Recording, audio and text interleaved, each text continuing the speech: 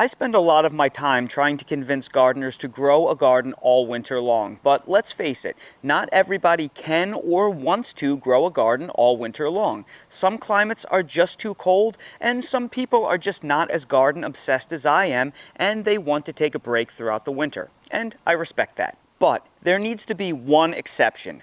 Garlic. No matter who you are or where you live, whether you garden all throughout the winter or you take winters off entirely, you really need to grow garlic in your garden throughout the winter. And on this video, I'm going to explain exactly why that is the case and show you how to plant garlic for incredible success. If you're new to the channel, please subscribe, hit the bell for notifications, and check out my Amazon store and Spreadshop links in the video description for everything I use in my garden and awesome custom apparel and gear. The first reason why you must be growing garlic in your garden is that you can grow it literally anywhere. Garlic is so cold hardy, it will grow down to tundra. We are talking zones 0 and 1. So no matter how cold your winters are, garlic can grow. Reason number 2 is that garlic is as zero maintenance as it gets. You simply plant it and you forget it. The third reason is garlic requires something called vernalization to form large bulbs. When you plant garlic, it needs to be exposed to prolonged cold temperatures, ideally of about 40 degrees Fahrenheit,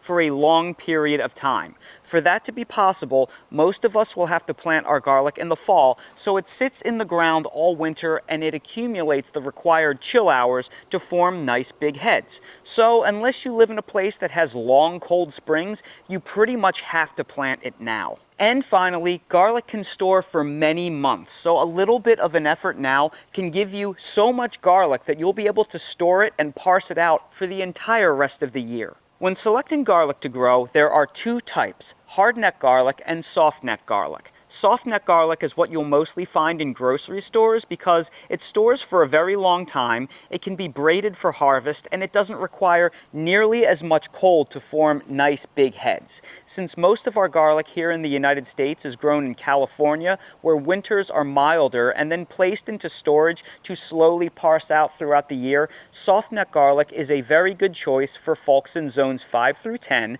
that want to guarantee nice big bulbs with little effort and store them for a long time. Hardneck garlic is much more cold hardy than softneck garlic is. Now, officially, hardneck garlic can be grown in hardiness zones 3 through 8, but unofficially, some of the most cold hardy hardneck varieties can survive all the way down to zones 0 and 1.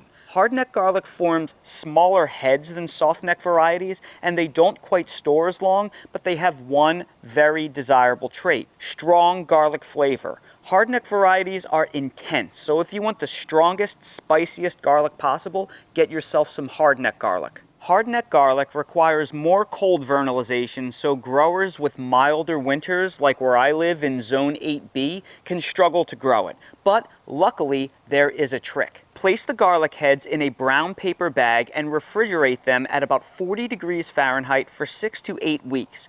Use a brown paper bag so the heads do not get moldy. Don't use plastic. This trick provides the chill hours your garlic needs that your mild climate doesn't provide on its own.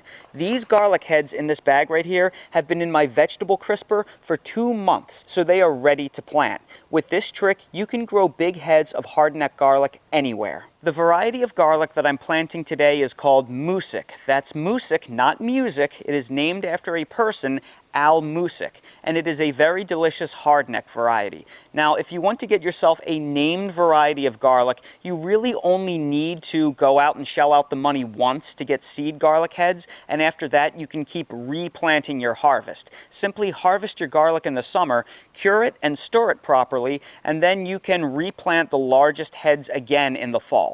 It is very important that you save the largest heads because the largest cloves produce the largest heads the following year. So if you only save and plant the small cloves, you will get small heads of garlic. I'll place a link down in the video description to some places that you can buy garlic online if you want to get some of the best varieties. But if you don't want to spend the money or you just want to plant milder varieties of garlic, you can go and just grab heads from the grocery store, break off the cloves, and plant them. Planting garlic is so easy. Start by separating the heads into individual cloves. Then dig a trench 2 to 3 inches deep. Garlic should only be covered with about 2 to 3 inches of soil, but I am going to cover mine with only 1 inch because I will place 1 inch of compost on top of them later. Space each row about 1 foot apart. Plant your garlic cloves pointy side up. The pointy side will sprout the greens, the base will sprout the roots. Space each clove about 5 to 6 inches apart.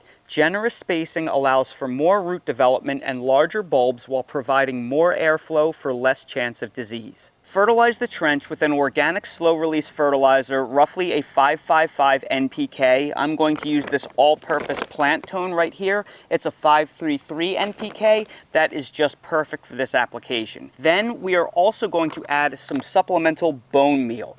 Garlic is a root crop, so it needs good concentrations of phosphorus, potassium, and calcium, so adding an organic bone meal plus an organic all-purpose fertilizer will help a lot with their development. Now, don't use any water-soluble or non-organic fertilizers. The reason why is that garlic is mostly going to sit in the soil and do nothing but accumulate chill hours for a while. These organic fertilizers have to be broken down by the microbiology in the soil to feed your plants, which will happen very slowly in cold soil. If you use a non-organic fertilizer, they will get washed out of your soil before the garlic can use it. Using organic fertilizers ensures that they won't get broken down until your soil warms, so the nutrients will be there for the garlic when it wakes up and starts to grow. After fertilizing, cover your cloves with 1 to 2 inches of soil. Then place 1 inch of compost on top of them. Finally, cover your garlic plants with a layer of mulch. This will help retain moisture and hinder weed growth while also insulating the garlic during the winter.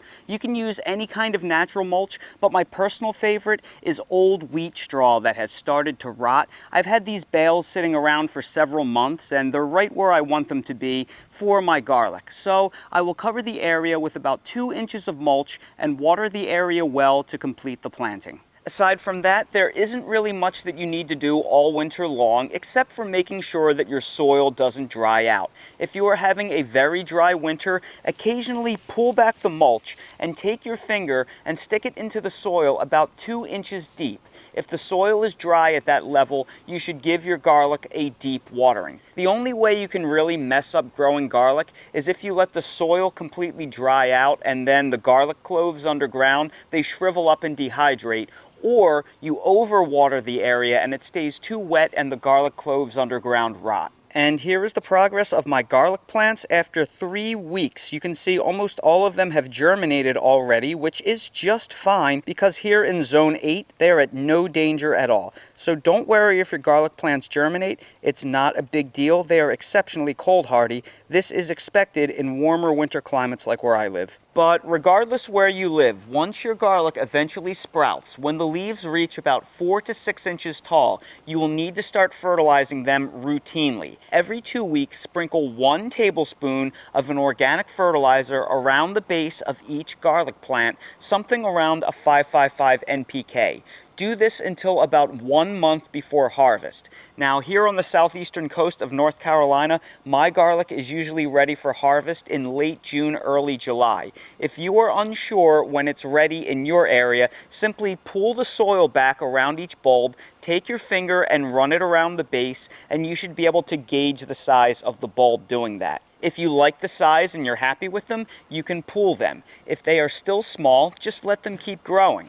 But once the greenery of the garlic starts to turn brown and die back, you will need to harvest the garlic. Do not let the greenery die back completely, or else the cloves will start separating and pulling away from the heads and your harvest will be ruined. After you harvest your garlic, remove the dirt from the bulbs and dry them in the sun for a few hours. Once dry, trim the roots, cut the stems back to about 1 to 2 inches, and move them to a dry, sunny, well-ventilated area for about 7 to 14 days to finish drying and curing.